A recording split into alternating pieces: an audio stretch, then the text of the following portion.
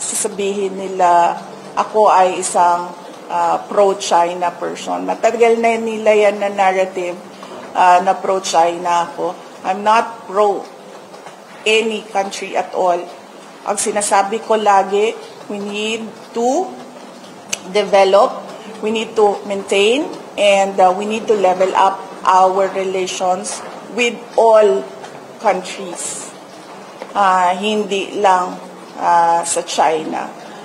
Pero kung nakikita ninyo sa ngayon, nakikita nyo na we have problems, we have issues, we have challenges with our relationship with China, particularly with our issues and the implementation of the arbitral award in the West Philippine Sea. Bakit ka kikiling sa isang superpower na kalaban nung may problema ka?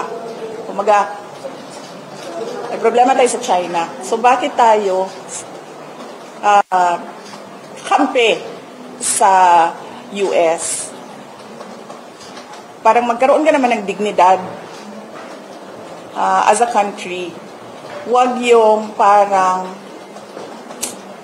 ano ba yung magtago ka sa saya ng iyong nanay? Ano bang saying yun? Oo, magtago ka sa saya ng iyong nanay. Hindi. You stand on your own and face China with regard to your issues in the West Philippine Sea. You don't lean towards another superpower and say na, oh, please help me because he is bullying me. Yun. We have our Filipino pride.